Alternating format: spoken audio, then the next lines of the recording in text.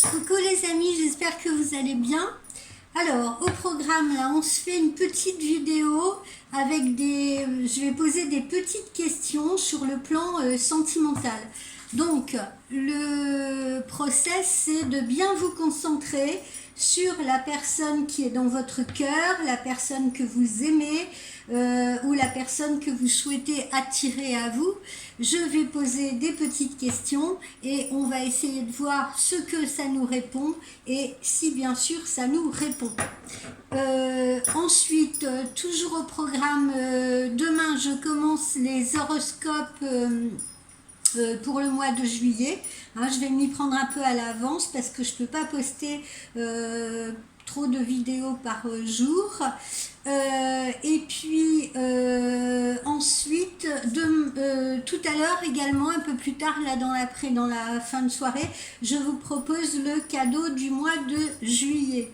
Ce dont je vous ferai bénéficier. D'accord? Je vous ferai une petite vidéo pour ça. Allez, on commence avec... que pense-t-il de moi? C'est pas est-ce qu'il pense à moi, mais que pense-t-il de moi? Comment me voit-il? Que pense-t-il de moi? Alors, connectez-vous bien à votre compagne ou compagnon, pensez bien à cette personne, visualisez bien la personne dans votre esprit, projetez son image dans votre tête, fermez vos yeux. Et je vous laisse poser la question, que pense-t-il ou que pense-t-elle de moi?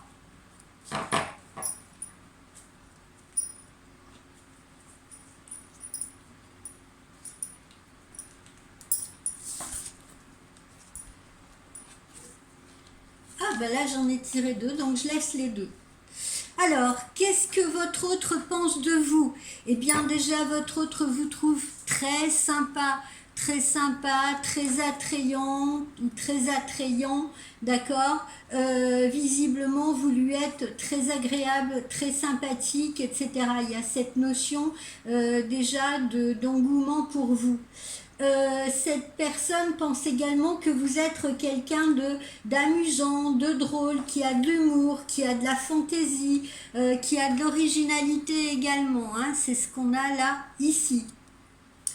Et puis, ici, en revanche, votre hôte pense que vous êtes peut-être une personne un petit peu trop fragile émotionnellement, avec un peu trop tendance peut-être à vous laisser influencer, pas forcément par les autres, mais par vos émotions. Vous voyez, si par exemple votre autre vous dit un petit mot un peu, je sais pas moi, un peu de travers ou qu'il est un peu ou qu'elle est un peu maladroite pour vous parler, vous allez tout de suite prendre ça pour vous, vous allez tout de suite prendre ça au premier degré et vous allez vous laisser influencer. Si la personne ne vous contacte pas peut-être pendant une journée ou deux, vous allez vous laisser influencer par vos émotions et généralement par des émotions un peu trop négatives. Voilà, tout de suite vous allez penser ah mon Dieu, qu'est-ce qui se passe, il pense pas à moi, elle pense pas à moi, ou bien il ou elle est en recul, ou etc.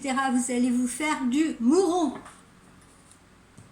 Et puis, sinon, eh bien, on peut dire que l'autre se sent en harmonie avec vous. Vous voyez, visiblement, il atteint ou elle atteint une certaine plénitude avec vous parce qu'elle pense également que vous êtes quelqu'un qui lui apportait cette plénitude et cette sérénité globalement. D'accord? Donc, votre autre ne pense absolument rien de mal de vous, bien au contraire, là, on le voit, on a des jolis ressentis, d'accord? On n'a absolument rien de négatif, pas de carte inversée et pas d'émotions négatives ou de sentiments négatifs à votre égard. Voilà. Alors, ça, c'était une question. Tiens, on va essayer avec les chakras du cœur. Est-ce que je vais recevoir des nouvelles bientôt? Est-ce que je vais recevoir des nouvelles bientôt de mon autre? Allez, on s'en sort une.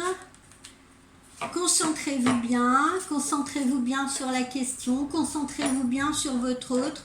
Vais-je recevoir de ces nouvelles bientôt?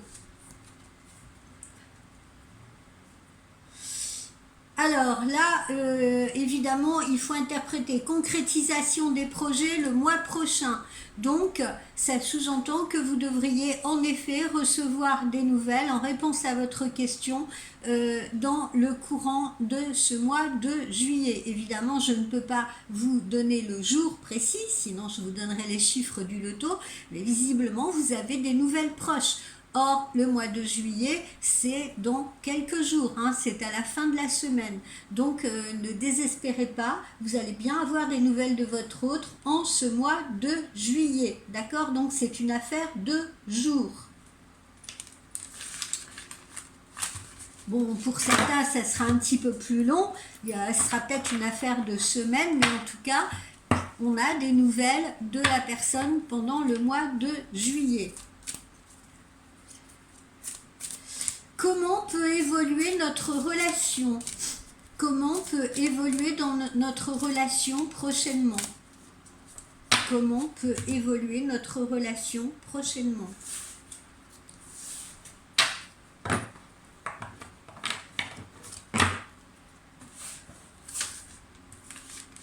Comment peut évoluer notre relation prochainement?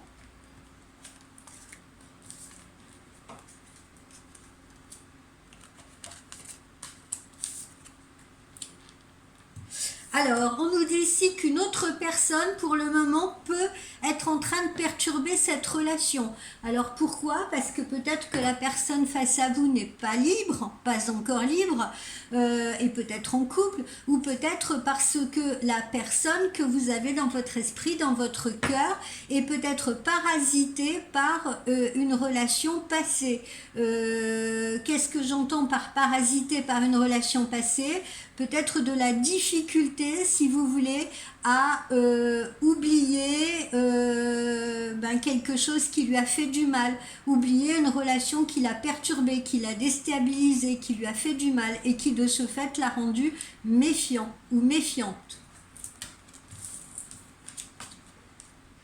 Vous voyez, les changements sont positifs dans une relation existante, puisque là, je suis en train de parler de gens qui sont déjà en connexion avec quelqu'un, bien entendu, ou qui sont en couple avec quelqu'un, ou qui, qui ont déjà quelqu'un dans leur vie, hein, bien entendu. Je ne suis pas en train de parler des célibataires. D'accord? Donc, comment va évoluer la relation? On nous écrit clairement changement positif dans une relation existante, et ce, à partir du mois d'août. D'accord? Donc, nous avons là encore une réponse plutôt positive.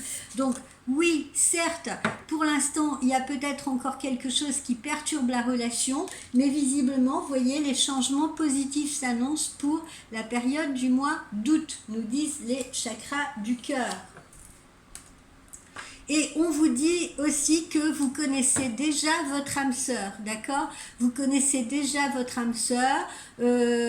On vous dit que sous une quinzaine de jours, d'ailleurs, on vous le répète, vous devriez voir cette personne, vous devriez avoir des nouvelles de cette personne ou un visuel avec cette personne. Vous la connaissez déjà, donc ça sous-entend que c'est bien cette personne-là. Si vous avez fait un choix, si vous avez envie, si vous voulez, de découvrir plus avant une personne, ou si vous avez envie de construire avec elle, on vous dit que vous connaissez déjà cette personne. Elle est donc déjà autour de vous. Ok? Voilà. Alors, on va poser une question maintenant pour les célibataires. Les célibataires, vais-je faire une rencontre prochainement? Vais-je faire une rencontre prochainement? Alors, ceux qui sont célibataires ou celles qui sont célibataires, hein, concentrez-vous sur votre souhait de ne plus l'être, si vous voulez, et demandez à l'univers, là, pendant que je suis en train de me concentrer moi-même, demandez à l'univers quand est-ce que vous allez pouvoir faire une rencontre pour vous.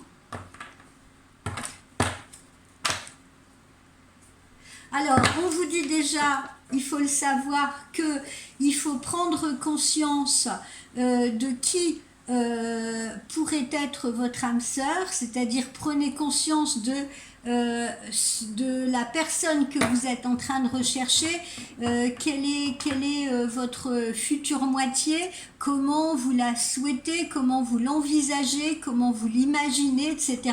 Il faut donc projeter déjà cette image à l'univers pour pouvoir la rencontrer et ne pas vous laisser plomber, parce que là, visiblement, vous pouvez être amené à traîner quelques valises qui peuvent être des valises familiales, si vous voulez, qui peuvent être, par exemple, la façon dont vous vous êtes construit. Peut-être que vous avez eu des parents qui n'ont pas été trop aimants, ou au contraire, vous avez peut-être eu des parents qui étaient trop envahissants, et ça conditionne, si vous voulez, un peu vos craintes aujourd'hui, ou ça conditionne vos souhaits. Vous êtes peut-être un peu trop exigeant ou exigeante, vous voyez, ou peut-être que vous ne ciblez pas la bonne personne du fait de cette construction. Prenez également conscience, pour ceux qui, par exemple, sont en quête d'une nouvelle histoire d'amour, mais ont déjà un passif, peut-être avec des enfants, etc., sont peut-être déjà passés par un mariage, voire un divorce. Voilà, prenez bien conscience des choses. Si vous voulez réenclencher quelque chose dans votre vie, une nouvelle histoire, etc., eh bien, ne regardez pas dans le rétroviseur. Servez-vous seulement de l'expérience, si vous voulez, à titre de leçon, parce que il n'est pas bon, comme je le dis souvent, de retourner dans les mêmes travers ou de rejouer les mêmes scènes infiniment avec les mêmes poupées russes, mais prenez bien conscience de tout cela. Et puis enlever ce poids là qui peut être comment dire, un boulet à vos chevilles pour pouvoir avancer ou poser ces valises qui vous encombrent. Donc quand est-ce que je vais faire cette rencontre? Enfin, pas moi. Quand les célibataires vont-ils avoir l'opportunité de faire une nouvelle rencontre? Les célibataires ou les gens qui souhaitent être en couple. Alors voilà, on a une belle fusion des sentiments, me dit-on, sur la période hivernale, d'accord? Donc cet hiver, au mois de décembre, pour la plupart d'entre vous, vous pourriez faire justement une rencontre évidente pour vous, une personne avec qui vous allez être fusionnel, une personne qui va correspondre à toutes vos attentes, d'accord? Mais il faut attendre visiblement la période hivernale. Ça ne veut pas dire que vous n'allez pas faire de rencontres avant, mais ce sera peut-être des rencontres épisodiques en attendant la bonne rencontre. En tout cas, la bonne personne arrive visiblement vers la fin de cette année, au plus tard.